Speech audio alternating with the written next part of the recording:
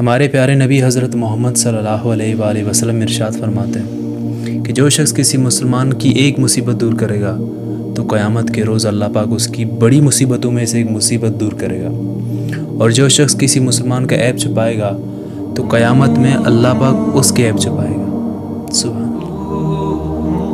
اگر لڑنا ہی ہے تو اپنے حق کے لیے لڑو، اور اگر آپ حق پہ ہونے کے باوجود بھی کسی کو معاف کر دیتے ہیں نا تو آپ کے لیے اللہ کے ہاں بہت بڑا اجر ہوتا ہے۔ وہ شخص کم ظرف ہوتا ہے جو خود سے کمزوروں کے ساتھ لڑتا ہے، وہ شخص بیوقوف ہوتا ہے جو خود سے طاقتوروں کے ساتھ لڑتا ہے، پر وہ شخص عقل مند ہوتا ہے جو خود کے ساتھ لڑتا ہے، خود کے نفس کے ساتھ لڑتا ہے۔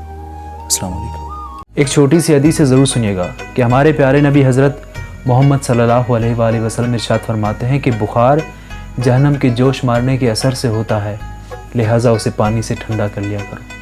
السلام علیکم۔ کوئی گناہ جب ہم سوچ سمجھ کر پہلی بار کرتے ہیں نا تو اس کے کرنے کے بعد ہم بہت روتے ہیں، پچھتاتے ہیں، اللہ سے وعدہ تک کر بیٹھتے ہیں کہ اللہ ہم آئندہ نہیں کریں گے، اور جناب پھر کر بیٹھتے ہیں کیونکہ انسان ہیں، پھر سے کرتے ہیں، پھر سے معافی مانگتے ہیں، پھر سے کرتے ہیں، پھر معافی مانگتے ہیں، پر ایک ایسا بھی وقت آتا ہے کہ پھر ہم گناہ تو کرتے ہیں پر اللہ سے معافی مانگنا، توبہ کرنا بھول جاتے ہیں۔ یاد رہے کہ جب تک آپ گناہ کے بعد توبہ کرتے رہیں گے اللہ آپ کو معاف کرتا رہے گا۔ اور کبھی کبھی تو ایسا بھی ہوتا ہے نا کہ ہم سوچتے ہیں کہ یار ہم نے اتنے گناہ کیے ہیں کہ کیا اللہ ہمیں معاف کرے گا؟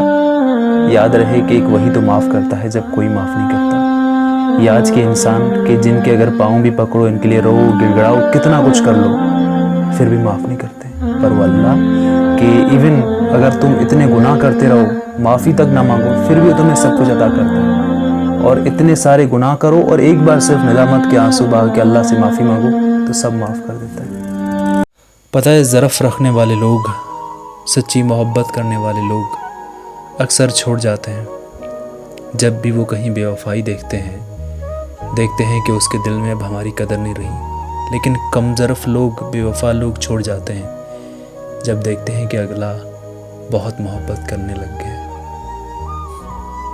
لوگ کہتے ہیں کہ پیسہ نہ ڈیٹول کی طرح ہوتا ہے جو آپ کی تقریباً 99.99 پرابلمز کو ختم کر دیتا ہے۔ کہہ سکتے ہیں، لیکن یہ میری بات یاد رکھیے کہ پرابلمز کا نہ ہونا اور سکون کا نہ ہونا، ان دونوں میں بہت بڑا فرق ہوتا ہے۔ لائف میں اگر پرابلمز ہوں تو گزارا ہو سکتا ہے، لیکن سکون نہ ہو تو گزارا ہرگز نہیں ہو سکتا۔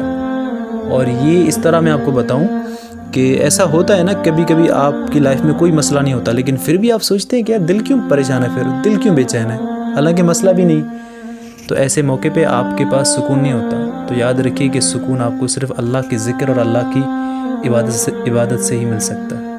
السلام علیکم۔